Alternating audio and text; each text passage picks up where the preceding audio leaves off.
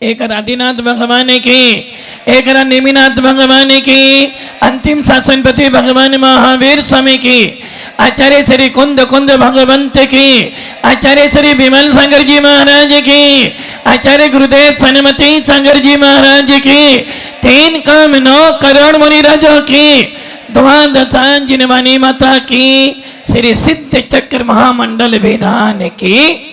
जबले परम पूज्य अध्यात्म दिव्य तपस्वी संत भक्तों के भगवान आचार्य गुरुदेव श्री सुंदर सागर जी गुरुदेव की, समस्त आचार्य संघ की जय करा गुरुदेव का।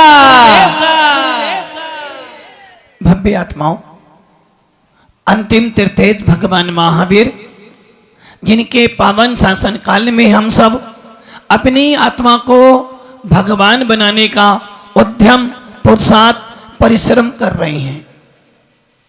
उपयोग लगाओगे तो परमात्मा की याद आएगी, उपयोग भार लगाओगे तो भार की याद आएगी, और जब भार की याद आएगी तो राग द्वेष मोह उत्पन्न होगा, और जब राग द्वेष मोह उत्पन्न होगा तो कर्मों का आश्रय निश्चित होगा, और जब कर्मों का आश्रय होगा तो बंद निश्चित होना है, और जब बंद हो जाएगा फिर कितनी ही पूजा कर लेना छूट नहीं पाओगे। भव्य आत्माओं, जिन शासन भगवान महावीर का शासन मिला है, पुण्यशाली हो जो तुम्हें सच्चा शासन मिला है, जिस शासन में इस आत्मा को भगवान बनाया जाता है। इसलिए जैन लिखने का अवसर मिला है। हर किसी को जैन लिखने का अवसर नहीं मिला है, आप सबको मिला है। और किस लिए मिला है? जो जैन लिखता है ना, वो ये समझ जाता है कि जिन शासन के अलावा, जिन शासन को छोड़कर और कोई ऐसा शासन नहीं जिसमें भगवान बनने का मार्ग पाया जाता है। भव्य आत्माओं, पुण्यशाली हो, शाश्वत पर्वों में अनादि निधन पर्व में आपको सिद्धों की आराधना करने का अवसर मिला है। सोचा नहीं था अशोक जी, सोचा नहीं था कि गुरुजी द्वारे आ जाएंगे, सोचा नहीं था कि इतना बड़ा संत द्वारे भी 12 दिन ले आए, पूरे भीलवाड़ा में हल्ला कर दिया। भावना नहीं बन रही थी, द्वारे लाए, अरे अब महाराज कैसे आ जाएंगे, अभी तो लाए थे और अभी जाएंगे भी तो महाराज आने वाले नहीं है। किंतु भव्य आत्माओं, जब पुण्य का जोर ज्यादा होता है तो ना जाने कहां से लक्ष्मी आ जाती है। दुनिया लक्ष्मी कमाने के लिए मेहनत करते हैं, किंतु जिन शासन कहता है भैया पुण्य कमा ले, लक्ष्मी अपने आप मिल जाएगी, और आपने भी पुण्य कमाया, आपने देव सात गुरु की भक्ति कर करके इतना पुण्य कमा लिया कि आपके बीच में चतुर्विधि सन पुनः आ गया। और यहां आने के बाद क्या कर रहे हैं हम लोग? नमो लोए सभ्य सौनम बोलकर सिद्ध बनने का मार्ग खोल रहे हैं कि हम साधु को पहली बार लाए थे जब भावना उत्पन्न हो गई भगवान बनना है। अब की बार साधु संत लाए हो तो अब की बार भावना नहीं, मन कह रहा है अब भावना नहीं बनी, अब तो सिद्ध भगवान बनने का पुरुषार्थ करना है। भव्य आत्माओं, सिद्ध चक्र महामंडल विधान,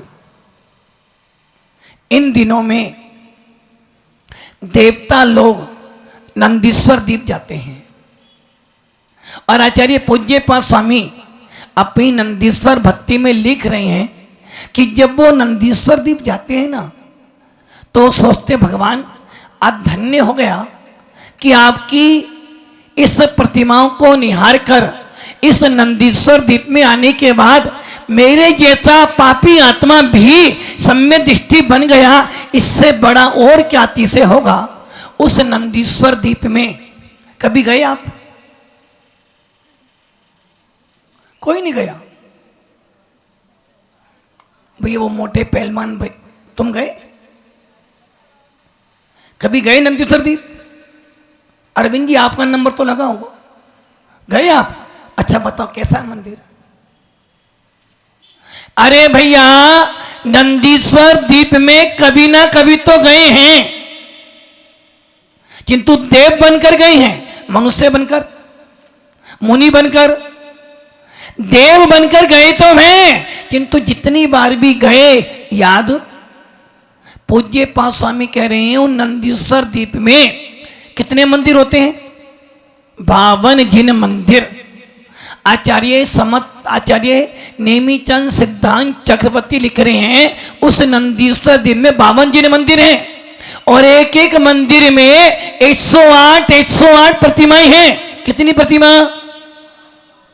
शिखर जी जाते हो, ऊपर की वंदना तो आराम से कर लेते हो, किंतु नीचे के मंदिर करते करते करते करते, और आज तक जितने भी लोग गए होंगे ना, पहाड़ की वंदना 3, 4, 5, 6, 7 कर लिए, किंतु नीचे के मंदिर 13 पंक्ति 20 पंक्ति मध्य लोग 1-2 भवन करे बस हो गया।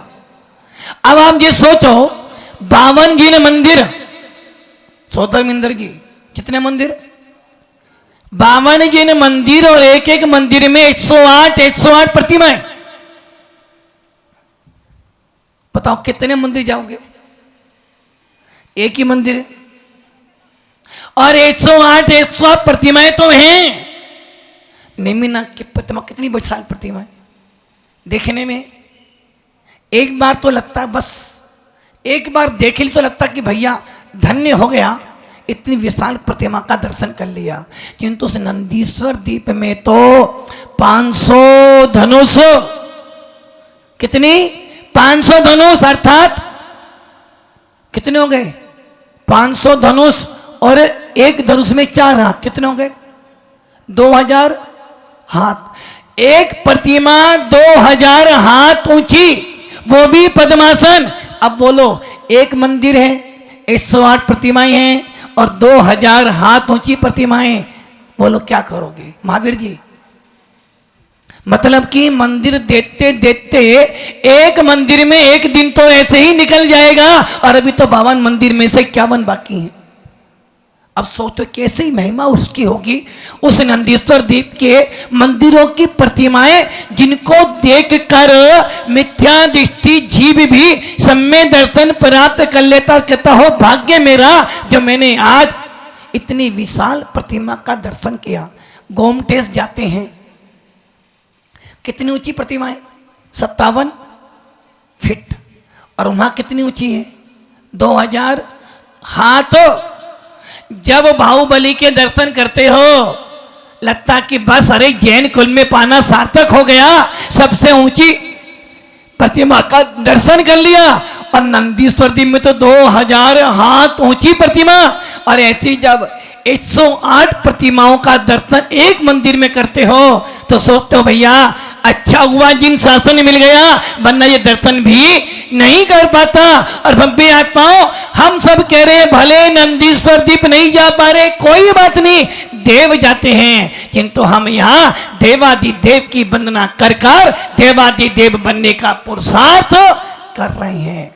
आप सब यहाँ बैठकर सिद्धों की आराधना कर रहे हो, कभी नहीं सोचा था कि ऐसा भी दिन, और इस बार तो नहीं आना, इस बार तो एक काम कर लिया, इस बार एक काम कर लिया कि बड़े सालों के बाद, और बड़े सालों के बाद नहीं, सुभाष नगर के तन में पहली बार चतुर्वेदी संघ आया, और उसमें सुभाष नगर के अंदर भी आया। अब की बार तो अब कोई काम नहीं करना। हाँ अशोक जी, अब कोई काम, एक काम कर लिया, हर साल काम नहीं करें क्या? और वो तो बस मानते ही रहते हो हमेशा। उसके बाद भावना भाली नहीं भैया, चतुर्वेदी संघ आया है और भीलवाड़ा में बहुत बहुत बहुत बहुत बहुत सालों के बाद में आया है। अब की बार तो विधान तो सोचा नहीं था। जो सोचते हैं सोचते हैं सोचते हैं, टल जाता है टल जाता है टल जाता है, और जो उद्यम पुरुषार्थ कर लेते हैं तो होता होता काम भी बन जाता है। और आपने ये विधान का आयोजन किया और सिद्धों की आराधना कर रहे हो। किसकी आराधना, किसके लिए? बाप बड़ा ना भैया, सबसे बड़ा वर्धमान जी, बाप बड़ा ना भैया, सबसे बड़ा बाप बड़ा ना भैया, सबसे बड़ा रुपया। भव्य आत्माओं, सिद्धों की आराधना कर रहे हो, लक्ष्य तो एक ही रखना है। अब वो लक्ष्य क्या है? नमो सिद्धाणम। हे भगवंत, सुना है हमने, हमें नहीं पता, हमने सुना है, शास्त्रों में पढ़ा है कि एक सिद्ध चक्र का विधान मैना सुंदरी ने करवाया था। और उस मैना सुंदरी ने जब विधान करवाया था, उसका कारण क्या था? तिलोक जी, अब ज्ञान मत लगो। हाँ तिलोक जी, मैना सुंदरी ने विधान क्यों करवाया था?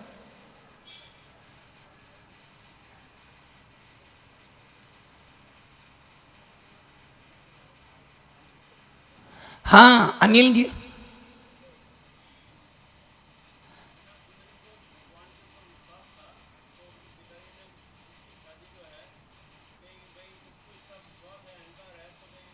नहीं विधान क्यों कराया उसने?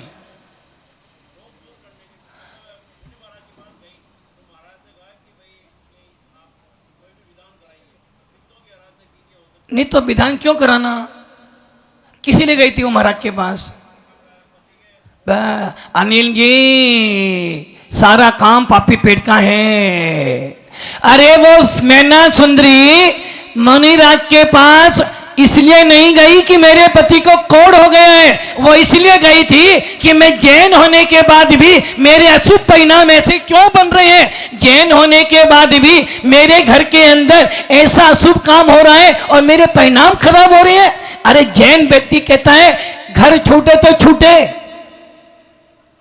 क्या घर छूटे तो छूटे, पत्नी जाए तो जाए, बच्चे जाए तो जाए, किंतु मेरी श्रद्धा ना छूटे। उसके मन में विकल्प आ रहा था बार बार कि मेरे पति को कोढ़ हो गया, ऐसा मेरा कौन सा शुभ कर्म का उदय आ गया। इसलिए वो गई मुनिराज के पास कि हे भगवंत, जैन हूं और जैन व्यक्ति दुखों से डरता नहीं है, दुख तो जीवन का श्रृंगार है, और यदि दुख आने पे डर जाओगे तो धर्म छूट जाएगा। सुख आने पे धर्म तो हर कोई करता है, सुख में सुमरन सब करें, दुख में करे ना कोई। और जो दुख में सुख में सुमरन तो हर कोई करता है, और दुख में सुमरन, भव्य आत्माओं, दुख जब आता है ना सबको भगवान याद आते हैं, और जब सुख आ जाए तो नहीं आते। इसलिए छेद डाला कि वो पंक्ति करी ना, क्या करिए, और वो भजन में भी आ रहा है ना, सुख दुख में सुमरन सब करें, सुख में करे ना कोई, जो सुख में सुमरन करे दुख काहे को। अरे भाई, आचार्य कौन कौन स्वामी भी कह रहे हैं, दुख में सुख में धर्म करेगा तो टूट जाएगा, छूट जाएगा। सुख में धर्म करूंगा, पैसा आएगा तो दान, क्या क्या कह रहे भैया वर्धमान, पैसा आएगा तो दान करूंगा, किंतु भगवान महावीर कह रहे हैं बेटा, धन आएगा तो दान करूंगा, ये तो तूने पहले ही डिमांड रख दी, मांग रख दी, और मांगना तो जैनियों के खानदान में समाज रीति में कभी आता ही नहीं। हमारा शासन देता है लेता। इसलिए आचार्य भगवान कह रहे हैं सुख आने पे धर्म करेगा, दुख आने पे छूट जाएगा, और दुख आने पे जो धर्म करेगा सुख में भी बना रहेगा। इसलिए मैना सुंदरी मुनिराज से कहती है भगवान मानती हूं मेरे ये शुभ कर्म का उदय है, इसमें पिताश्री का कोई दोष। अच्छा अब जरा विचार करो, ये 2-3 बच्चे यहाँ बैठी हैं और 1-2 बच्चे भी बैठे हैं। यदि मान लो पापा कहें बेटा अब तुम्हारी शादी करनी है, किससे करोगे? पापा पापा हमने फसन कर लिया अपना, बस आपको तो सिर्फ हाँ करनी है हाँ। और मान लो पापा कहते बेटा नहीं शादी तो इससे ही करनी है, 10 बार सोचोगे।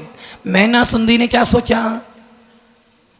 जैन शासन की लड़कियां, भारतीय लड़कियां अपना पति कभी नहीं चुनती, जो पिताश्री दे देते हैं उसी को भाग्य समझकर चलती है। मैना ने सोचा मुनिराज से कहे भगवंत गलती पापा की नहीं है, गलती आपकी नहीं, गलती श्रीपाल की नहीं है, गलती तो मेरे पुरुषार्थ की रही, जो मैंने पूर्व भव में कोई अशुभ कर्म किया होगा जिसके कारण मेरा पति कोढ़ी हुआ है। किंतु मैं दुखी इसलिए नहीं हूं, मैं दुखी इसलिए नहीं हूं अनिल जी कि मुझे कोढ़ी पति मिल गया।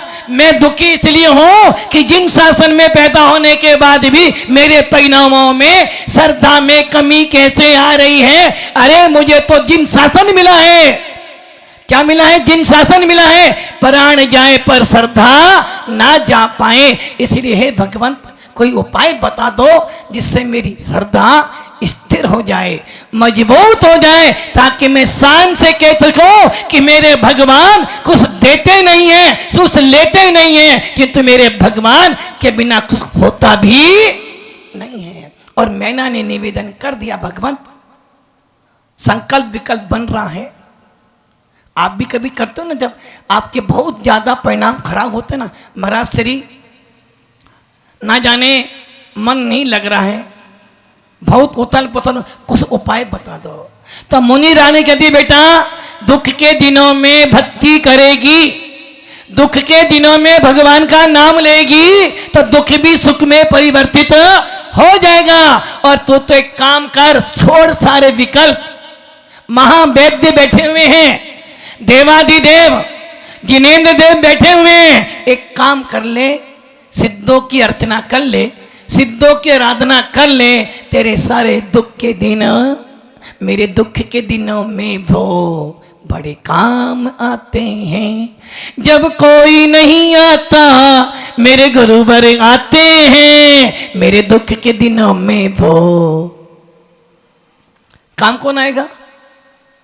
विजय जी काम कौन आएगा? गुरुदेव या वो तिजोरी वाली चाबी? अरे भैया पैसा हर चीज दे सकता है, किंतु पैसा शांति नहीं दे सकता है। पैसा रोटी दे सकता है किंतु भूख नहीं दे सकता। पैसा दवाई दे सकता है किंतु निरोगता नहीं दे सकता है। पैसा धर्म दे सकता है, धर्मात्मा नहीं दे सकता, किंतु जिसके अंदर धर्मात्मा पना होता है पैसा अपने आप आ जाता है। और मैं आता हूं, मैना को मात्र इतना ही सोच मिला कि हे बेटी सिद्धों की आराधना कर, किंतु मन वचन काई को शुद्ध करना। आदि सिद्धों की आराधना करने जा रहे हो, कुछ मत मांगो। और क्या कहना? तूने खूब दिया भगवान, तेरा बहुत बड़ा एहसान, तूने खूब दिया भगवान। क्या लाए थे? क्या लाए थे भैया? ये मुकुट, पैसे वैसे, मकान, ये सुभाष नगर लेकर आए थे। अरविंद जी क्या लेकर आए थे? अच्छा जब आप पैदा हुए थे ये इतना बड़ा पेट लेकर आए थे क्या? नहीं लाए थे ना। और जब जाओगे तो जब भी आया खाली, जाना खाली। अब सोच ले, खाली आया था क्या लाया? अरे तन पर एक वस्त्र भी लेकर नहीं आया था। और जब जाएगा तो जो पहने है ना घर वाली वो भी छीन लेंगे। महावीर जी हाथ में अंगूठी है नहीं है? आरदी हो तो काठीवाल परिवार अंगूठी है, और ये 4-4 हैं। और मान लो बुलावा आ जाए, कहां से? ऊपर वाला बुलावा, ये मिथ्या में मत पढ़ो, कोई ऊपर से बुलावा नहीं आने वाला, जब भी बुलावा आएगा अंदर से ही आएगा। और मान लो अशोक जी, देखो इंद्र क्या बन, देवों के पास मोबाइल नहीं होता है, देवों के पास अपना अवधि का नहीं, यहां लगा उंगली सब मालूम पड़ जाएगा अपने। क्या कर, ये ध्यान रखना, जब बुलावा आएगा ना और मान लो शरीर फूल जाए और आप अंदर हो और बेटा, और जब आपको बाहर निकालना हो, दरवाजा छोटा हो, तो बेटा कहेगा अरे पापा तो गए, गेट में ही तोड़ना, फिर नया कौन बनेगा बाद में। यदि एक उंगली की अंगूठी फंस जाए, उंगली कट जाएगी, तो अंगूठी तो निकलनी।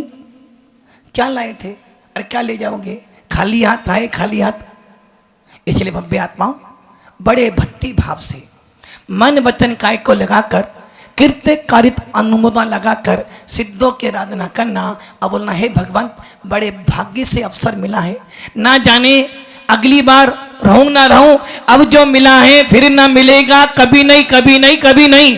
अब जो मिल गया है ये विधान का अवसर, जो मिल गई है जिन्हें देव की आराधना करने का फल, बस भगवान इस विधान का फल एक ही चाहता हूं, और वो फल क्या चाहिए, दिन रात मेरे स्वामी मैं भावना जे भाओ, देहांत के समय में। भगवान सिद्ध आराधना करने आया हूं, सिद्धों की पूजा करने आया हूं, मैं भी सिद्ध बन जाऊं, मेरे सारे काम सिद्ध हो जाएं, मेरे सारे विकल्प नष्ट हो जाएं, मेरे सारे संकल्प विकल्प विनाश को प्राप्त हो जाएं, और मैं भी आठों कर्मों को नष्ट कर कर आप जैसा बन जाऊं, तो भगवान मेरी पूजा करना सार्थक हो जाएगा। इसी हेतु इसी भावनाओं से हम सब सिद्धों की आराधना करें। ओम नमः सिद्धेभ्यो। पहले जाप, चलो जाप करने के लिए